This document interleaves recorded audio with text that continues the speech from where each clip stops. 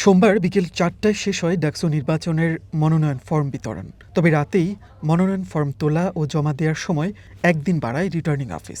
বাড়তি সময়ের এই সুযোগ হাতছাড়া করতে চাননি কেউ কেউ, আর তাই শেষ মুহূর্তে এসেছেন মনোনয়ন ফর্ম সংগ্রহে। আগের দিনের মতো ভিড় জমেনি। একজন দুজন করে ফর্ম তোলাদের বেশিরভাগই স্বতন্ত্রভাবে বিভিন্ন পদে প্রতিদ্বন্দ্বিতা করতে আগ্রহী। আশরাফুল ইসলাম রাকিব নামের এই শিক্ষার্থী ফর্ম তুলেছেন ভিপি পদের জন্য। জানালেন, যতগুলো ভোট পাবেন ঠিক ততগুলোই গাছ লাগাবেন গ্রামের বাড়িতে। গতকাল আবার ইশতেহার ঘোষণা করতে গিয়ে বলেছিলাম আমি ডাকসু গার্ডেন করব, বলেছিলাম আমি যতগুলো ভোট পাবো ঠিক তত সংখ্যক গাছ আমি আমার গ্রামের বাড়িতে লাগাবো। একটু স্পষ্ট করা দরকার, এটি আমার ১ নম্বর ইশতেহার হলেও প্রধান ইশতেহার নন। এটি প্রত্যক্ষভাবে শিক্ষার্থীদের কোনো কাজে আসবে না, এটি একটি সিম্বল মাত্র। এর সিগনিফিকেন্স অন্য জায়গায়।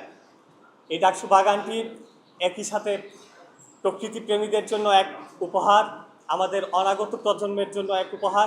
এজিএস পদে এদিন মনোনয়ন ফর্ম সংগ্রহ করেন রেলের দুর্নীতির বিরুদ্ধে আন্দোলন করে আলোচিত মহিউদ্দিন রনি। তবে কোনো প্যানেলে গিয়ে ভোট করবেন কিনা তা নিশ্চিত করেননি। নির্বাচনের যে প্রতিশ্রুতি, ঢাকা বিশ্ববিদ্যালয়ের একজন শিক্ষার্থী হিসেবে আসলে এখানে নেতা হতে আসেনি, নেতা হতে চাই না, নেতা হওয়ার কোনো ইন্টেনশন নাই, একজন কর্মী হতে চাই। এবং আমরা যেই সমস্যাগুলো ফেস করেছি বিশ্ববিদ্যালয় জীবনে, সেই সমস্যাগুলো ধরে ধরে প্রত্যেকের কথা শুনে, ইন্ডিভিজুয়ালি কথা শুনে শুনে প্রত্যেকটা সমস্যার যৌক্তিক সমাধান ইনশিওর করার জন্য নিজেদের ভয়েস রেজ করতে চাই। এদিকে মঙ্গলবারও ছাত্র দলের প্যানেল চূড়ান্ত হয়নি। আলাদা আলাদাভাবে ফর্ম তোলেন বেশ কজন নেতা। সংগঠনের যুগ্ম সাধারণ সম্পাদক পদে থাকা এই নেতা মনোনয়ন সংগ্রহ করে জানালেন, প্যানেল ঠিক হবে কেন্দ্রীয়ভাবে। দেশনায়ক জনাব তারেক রহমান আমাদের সাংগঠনিক অভিভাবক, তিনি আমাদেরকে ফর্ম উত্তোলন করার নির্দেশনা দিয়েছেন।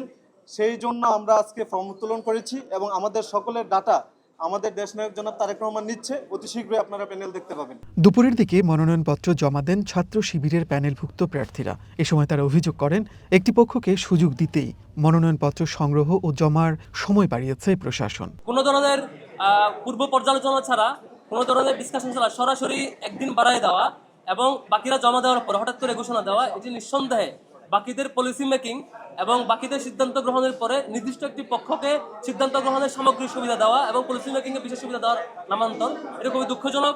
যদিও এই অভিযোগ অস্বীকার করেছেন প্রধান রিটার্নিং কর্মকর্তা। জানান, আগ্রহী সব প্রার্থীকে ভোটে অংশ নেওয়ার সুযোগ করে দিতেই এই সময় বাড়ানোর সিদ্ধান্ত। আমরা কারো স্বার্থে বাড়িনি। আপনারা জানেন কালকে এখানে কি মাত্রার চাপ ছিল। আমাদের ছাত্রছাত্রীরা যে ডাকসুর প্রতি তাদের যে আগ্রহ আপনারা এখানে দেখতে পেয়েছেন, পাশাপাশি হলগুলোতে ছিল। আমরা ডাকসু থেকে যে মেসেজটা আমরা হলগুলোতে দিয়েছিলাম, 2-1টা জায়গায় মেসেজটা ঠিকমতো রিড করতে পারে নাই বিদায় সেখানে আমাদের কিছু ছাত্রছাত্রী ফর্ম নিতে পারে নাই। এখন যেহেতু সকল ছাত্রছাত্রীদের অধিকার ডাকসুতে ইলেকশন করা, ফর্ম সংগ্রহ করা, আমরা সেই দিকগুলো বিবেচনা করে আমরা একটা দিন হল সংগ্রহ করার জন্য বাড়িয়েছি। অন্যদিকে প্যানেল ঘোষণা করেছে বামপন্থী ছাত্র সংগঠন। প্রতিরোধ পর্ষদ নামের সেই প্যানেল থেকে ভিপি পদে তাসনিম আফরোজ ও জিএস পদে লড়বেন মেঘ মোল্লার বসু। মনির মিল্লাত, ওয়ান নিউজ, ঢাকা।